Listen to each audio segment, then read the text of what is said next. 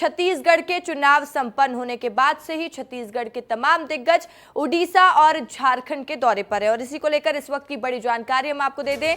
मुख्यमंत्री विष्णुदेव साय का ताबड़तोड़ प्रचार प्रसार उड़ीसा में जारी है। उड़ीसा के वीरमित्रपुर में बीजेपी की सभा की, वहीं सीएम विष्णुदेव साय सभा को भी संबोधित करेंगे। लगातार 3 से 4 सभाएं विष्णुदेव साय उड़ीसा में कर रहे हैं। राजस्व मंत्री टंकराम वर्मा भी सभा में मौजूद हैं, तो डिप्टी सीएम अरुण साव संबलपुर में प्रचार प्रसार करते हुए नजर आएंगे। स्थानीय कार्यक्रम और बैठक में भी शामिल होंगे उप मुख्यमंत्री अरुण साव। लगातार भारतीय जनता पार्टी के तमाम दिग्गज अलग अलग प्रदेशों के दौरे पर हैं, प्रचार प्रसार कर रहे हैं। 20 मई को ओडिशा में मतदान होने हैं। 5 सीटों पर ओडिशा में मतदान होंगे और इसी को लेकर भारतीय जनता पार्टी लगातार स्ट्रैटेजी बनाते हुए नजर आ रही है। तमाम दिग्गज छत्तीसगढ़ के ओडिशा और झारखंड पहुंचे हुए सीएम विष्णुदेव साय ने आज भी कई सभाएं की हैं।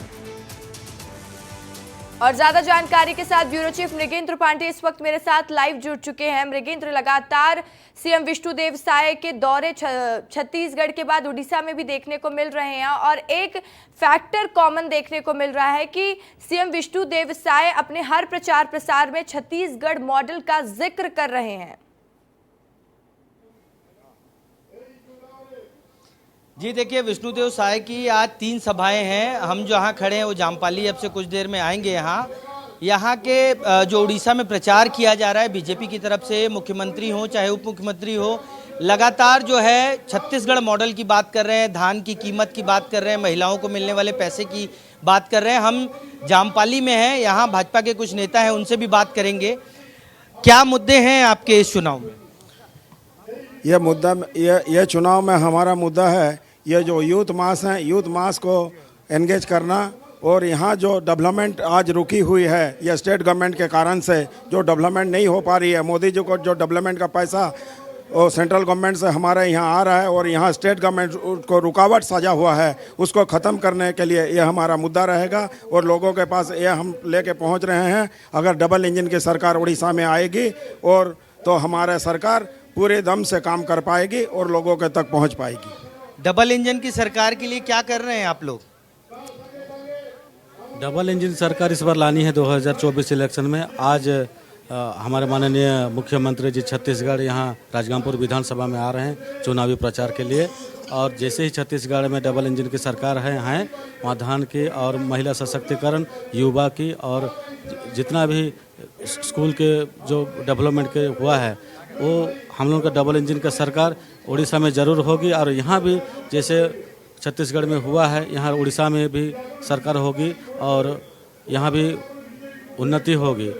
यहाँ से करीब 20 किलोमीटर दूर जो है राउरकेला है, बड़े बड़े प्लांट हैं आपके शहर में, आपके यहाँ भी प्लांट लग रहे हैं। रोजगार मिल रहा है लोगों को कि नहीं है? रोजगार तो अभी यहाँ पर मिल रहा है, बहुत सारे आदमी रोजगार में हैं अभी, लेकिन फिर भी कहाँ कहाँ छोटा छोटा इंडस्ट्री जो था वो सब बंद हो जाने का बाद बिना रोजगार हो गए। वो लोग को अभी हम लोग दूसरा प्रोजेक्ट वगैरह लगा रहे हैं जिस प्रोजेक्ट में कि वो लोग एंगेजमेंट पाएंगे। उद्योग बंद होने के पीछे कारण क्या है? राज्य सरकार सहूलियत नहीं दे रही है या और कुछ कारण है? महिलाएं भी है, उनसे भी बात करिएगा क्योंकि देखिए छत्तीसगढ़ सरकार जो है का रोल मॉडल प्रेजेंट करने की कोशिश मुख्यमंत्री विष्णुदेव साय करते हुए नजर आ रहे हैं। सुभद्रा योजना की भी बातचीत हो रही है, क्या इस पर भी महिलाएं विश्वास करेंगी? डिपेंड करता था वो इंडस्ट्री आस्ते आस्ते जराजीर्ण होके बंद हो रहा है। हमारे साथ महिलाएं भी हैं। छत्तीसगढ़ में महतारी वंदन योजना में पैसा दिया गया, यहाँ सुभद्रा योजना की बात हो रही, कितना भरोसा है बीजेपी की सरकार आएगी तो पैसा देगी? बीजेपी के सरकार ऊपर 100% भरोसा है, जनता की भी भरोसा है। जे माँ मान को सबू प्रकार बीजेपी सरकार, हम लोग का सरकार मोदी जी सारा सुविधा माँ लोग को दे रहा है। जो महिला योजना जितना भी है, एसएचजी ग्रुप है, जो भी है सब केंद्र से आ रहा है, लेकिन राज्य सरकार इसको हमारा योजना बोलकर महिला मान को मिसगाइड कर रहा था। अभी सब महिलाएं सबको मालूम पड़ गया जे सारा योजना में मोदी जी कर रहा है। आगामी दिन में सुभद्रा योजना में प्रत्येक महिला उपकृत होगा, ये भरोसा संपूर्ण महिला लोग का है। सुभद्रा योजना के बारे में प्रचार प्रसार कैसे कर रहे हैं आप लोग, और छत्तीसगढ़ की क्योंकि ये बॉर्डर लगता है तो कितनी उम्मीद है वहाँ के मुख्यमंत्री आ रहे हैं तो यहाँ क्या असर पड़ेगा? यहाँ बहुत अच्छा असर पड़ेगा। हमका सुभद्रा योजना भी मोदी सरकार दिलाया है, विश्वकर्मा योजना भी मोदी सरकार दिलाया है, सब कुछ मोदी सरकार दिलाया है। राज्य सरकार का नाम हो रहा है लेकिन सब कुछ मोदी सरकार का है, इसीलिए मोदी सरकार आएगा। उड़ीसा में भी मोदी सरकार आएगा। नमस्कार। उड़ीसा में भी मोदी सरकार आएगा, क्या लगता है उड़ीसा में क्या माहौल है, क्योंकि 25 साल से तो बीजू जनता दल की सरकार है यहाँ।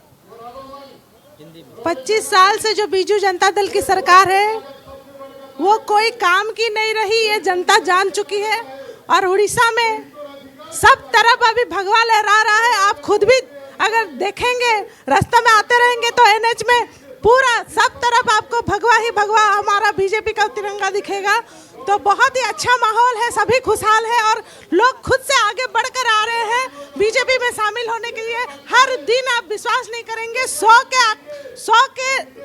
100 से ज़्यादा लोग बीजेपी में आ रहे हैं और बड़े बड़े नेता प्रार्थी जो कि चुनिंदा बीजेडी से सांसद रह चुके हैं, बीजेडी से चेयरमैन रह चुके हैं, वो लोग भी बीजेपी में आ चुके हैं और अभी भी लगातार आवाजाही उन लोग का लगातार आना जाना चल रहा है। ठीक है, और मुख्यमंत्री विष्णुदेव साय का इंतजार कर रही है उड़ीसा की जनता और भारतीय जनता पार्टी के कार्यकर्ता, और जोश उमंग भी है। और लगातार जैसा कि भारतीय जनता पार्टी कहती ही आई है कि मोदी की गारंटी पर काम करेंगे, और मोदी की गारंटी का जिक्र यहाँ भी होता हुआ दिखाई दे रहा है। तमाम जानकारी के लिए बहुत बहुत शुक्रिया मृगेंद्र आपका।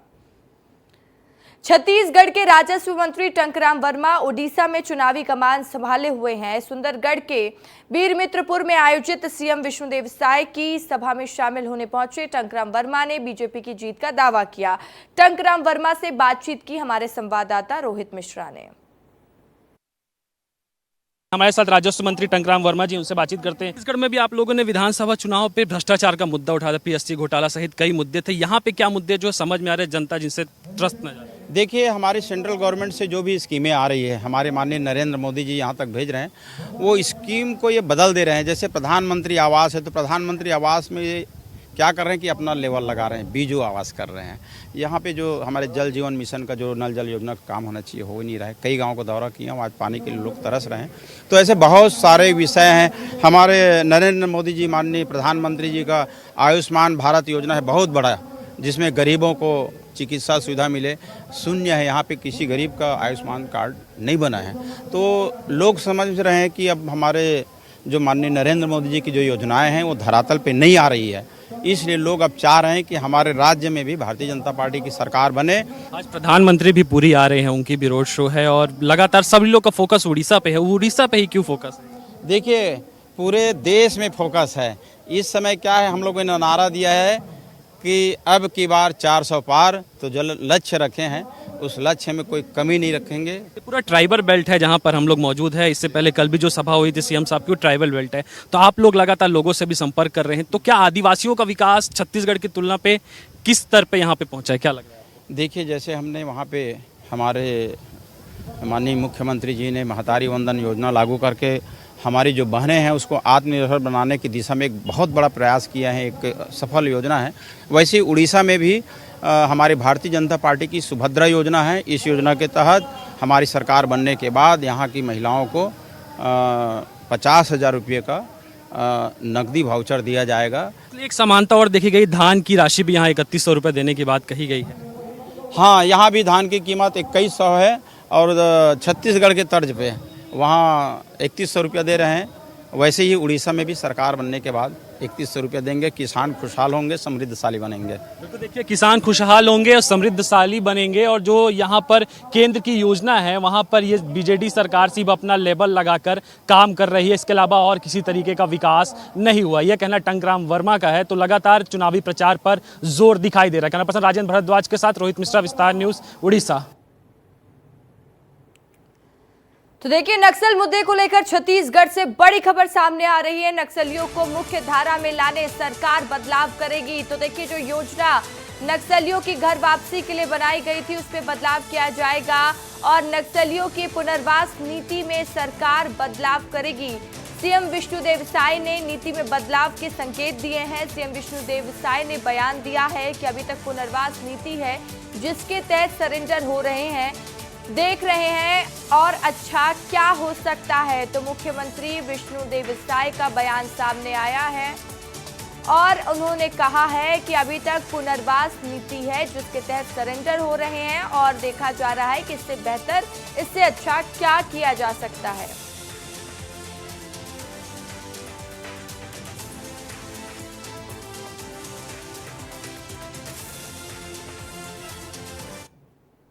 डबल इंजन सरकार के कारण ये संभव हो पाया है कि 3-4 महीनों में ही 112 नक्सली मारे गए हैं, 450 नक्सली आत्मसमर्पण किए हैं और 153 नक्सली गिरफ्तार हुए हैं।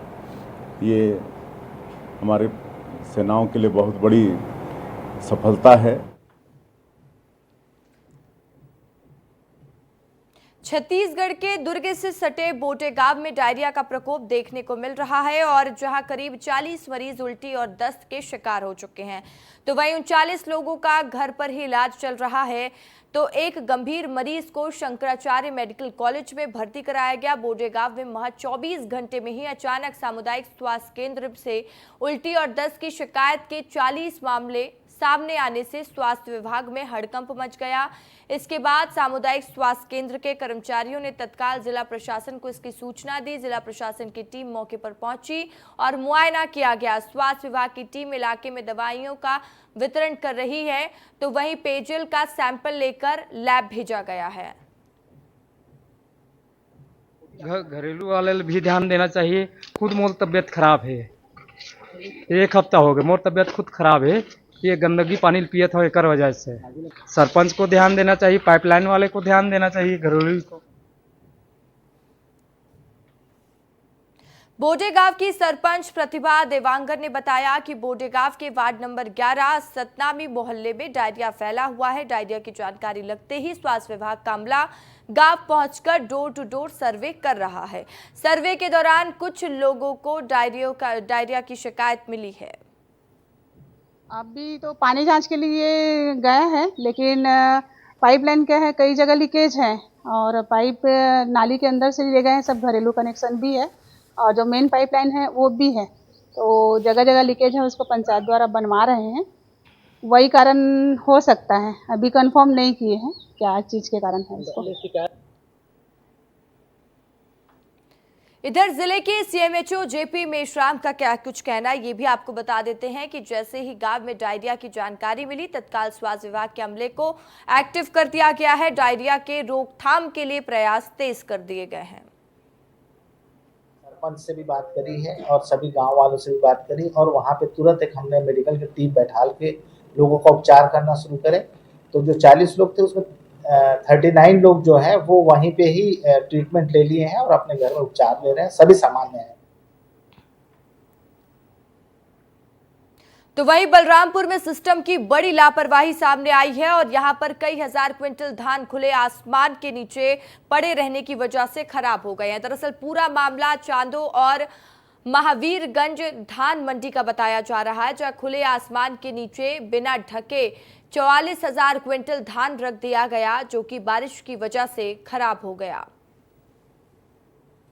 धान भीज गई, किस कारण से नहीं उठ रहा है इसको नहीं माम बता सकते हैं, हम ही बताएंगे। अब तो हम कुछ दूसरा, इसमें हम चौकीदार हैं, देख रेख कर रहे हैं। गाड़ी आया था और भाई धान बोरी भेजने के कारण से नहीं लगाया। क्या आते हैं सर, देख के घूम फिर के जैसे कि चल जाते हैं। कोई कहेगा तभी नहीं जानेंगे हम कि कैसे नहीं लगाया, का नहीं लगाया। वही खाद्य विभाग की घोर लापरवाही से खराब हुए लाखों रुपए के धान को लेकर अधिकारी गोलमोल जवाब दे रहे हैं। वही जिला खाद्य विभाग अधिकारी समिति प्रबंधक पर लापरवाही का आरोप लगा रहे हैं। वही समिति प्रबंधक पर कार्रवाई करने की बात करते नजर आए। 25 लाख 88,000 कुंटल खरीदी हुआ था, जिसमें से खाली 44,000 कुंटल बचा है अभी उठाव के लिए। उठाव अपने जिले जो मिलरों को डीओ जारी होता है यहाँ पर समिति से ही, तो हमारे ज़िले का जो लक्ष्य है धान खरीदे का वो ख़त्म हो चुका है उठाव के लिए। तो दूसरे ज़िले का डीओ काटा गया है, रायपुर, दुर्ग, राजनांदगांव इस ज़िले का, तो वहाँ से मिलर धीरे धीरे करके उठाव करेंगे। दूरी ज़्यादा पड़ जा रहा है। चांदो और महावीरगंज धान मंडी में बारिश के पानी में खुले में रखा करीब 44,000 क्विंटल धान भीग गया। बताया जा रहा है कि लंबे वक्त से यहां पर धान खुले में ही पड़ा हुआ था, जिसकी कोई सुध तक नहीं ले रहा था और इस पर कोई ध्यान भी नहीं दे रहा था। अब जिम्मेदार इस पर अलग अलग जवाब देते हुए नजर आ रहे हैं, गोल मटोल जवाब देते हुए नजर आ रहे हैं। तो वहीं छत्तीसगढ़ सरकार के कर्ज की बात कर लेते हैं, जिसको लेकर अब सियासी पारा छत्तीसगढ़ में हाई देखने को मिल रहा है। छत्तीसगढ़ सरकार के कर्ज लेने पर सियासी घमासान छिड़ा हुआ है। कांग्रेस ने राज्य सरकार को आड़े हाथों लिया है। कांग्रेस नेता तुलना कर रहे हैं कि उनकी सरकार और बीजेपी की 5 महीने की सरकार ने कितना कर्ज लिया। आंकड़ों से समझते हैं कर्ज का गणित।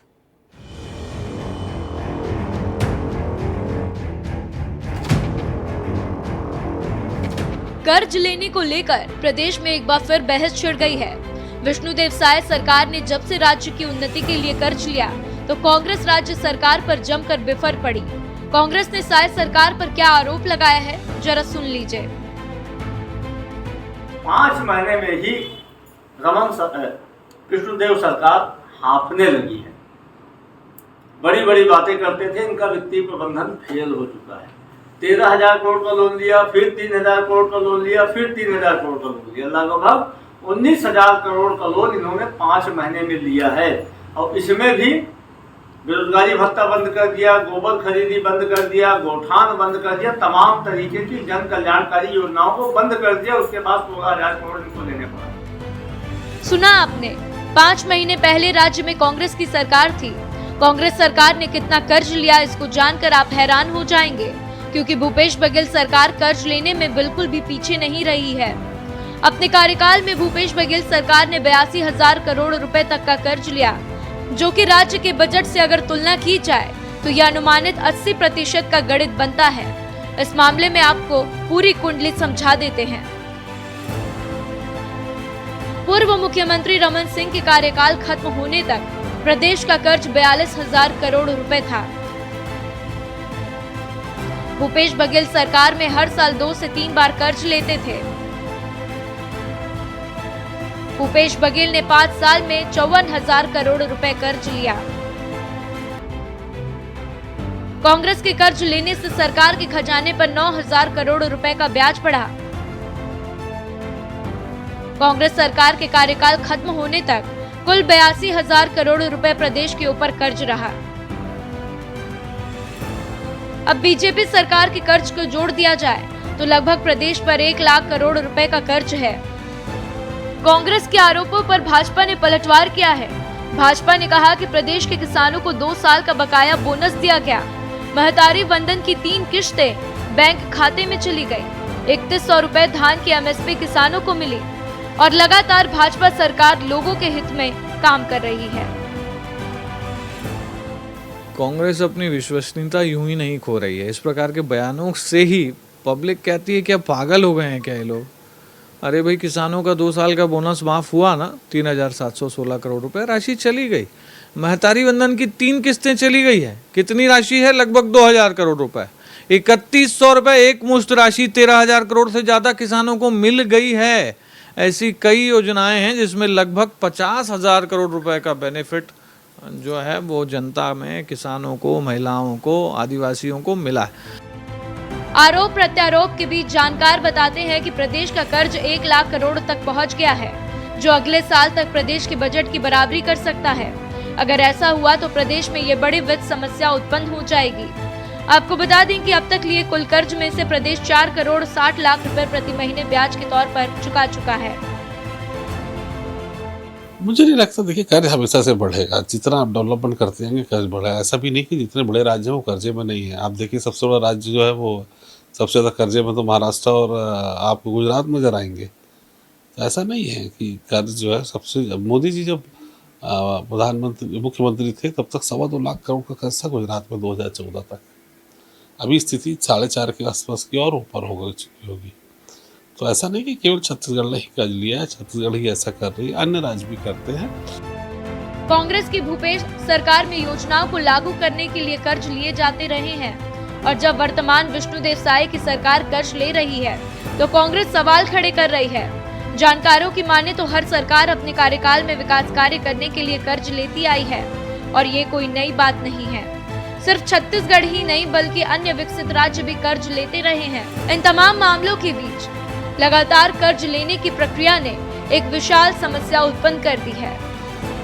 विस्तार न्यूज के लिए अनमोल तिवारी की रिपोर्ट।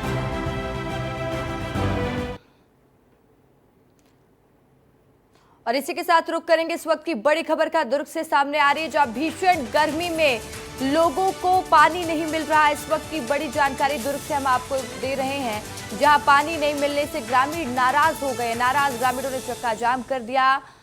वहीं नगपुरा के में सैकड़ों ग्रामीणों ने चौक पर चक्का जाम किया है। पिछले 1 महीने से ग्रामीण परेशान चल रहे हैं। पुलिस और प्रशासन के अधिकारी मौके पर मौजूद हैं। तो देखिए भीषण गर्मी है और इस भीषण गर्मी में लोगों को पानी नहीं मिल पा रहा है, जिसके वजह से दुर्ग में लोग इस वक्त प्रदर्शन करते हुए नजर आ रहे हैं। ग्रामीणों की नाराजगी है कि पानी आखिर क्यों नहीं मिल पा रहा है, उनको दिक्कतें हो रही है। दिलीप शर्मा हमारे साथ फोन लाइन पर जुड़ चुके हैं, उनसे समझने की कोशिश करेंगे और जानेंगे क्या स्थिति। दिलीप बताइएगा, क्या कुछ वजह है, लोगों को पानी क्यों नहीं मिल पा रहा है और लोगों की नाराजगी तस्वीरों में देखी जा सकती है इस वक्त? निश्चित तौर पे जो नाराजगी लोग वहाँ के जो ग्रामीण है, महिलाएं हैं, वो सड़क पे आकर दिखा रहे हैं। प्रशासन भी वहाँ मौजूद है।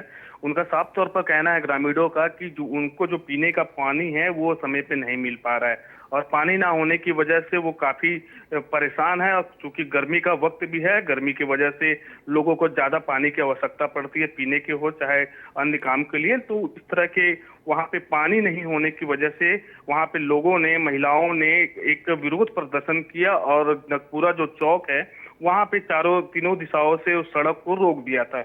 इसकी सूचना लेकिन दिलीप सवाल ये है कि परिवारों को प्रदर्शन करने की जरूरत इसलिए पड़ी ना क्योंकि वो 1 महीने से गुहार लगा रहे थे, 1 महीने से परेशान चल रहे थे, 1 महीने से पानी नहीं मिल रहा है और इतनी भीषण गर्मी है, लोगों को दिक्कतों का सामना करना पड़ रहा है। नगर निगम सो रहा है क्या? आपका सवाल बिल्कुल सही है कि क्या प्रशासन या नगर निगम सो रहा है क्या?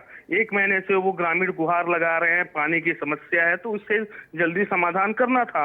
आखिर क्या करे ग्रामीण? अंत में उन्हें सड़कों पे आना पड़ा, अब आंदोलन करना पड़ा। प्रशासन जागा है, अब वो प्रशासन ने आश्वासन दिया कि जल्द से जल्द उनका निराकरण किया जाएगा, पानी पहुंचाया जाएगा। चलिए, प्रशासन जागा है कि नहीं, जब पानी पहुंच जाए तब इस पर अपन बात कर लेंगे, क्योंकि अब देखते हैं कि लोगों ने अपनी समस्या तो बता दी, प्रदर्शन के माध्यम से भी जता दिया कि उनको दिक्कतें हो रही हैं।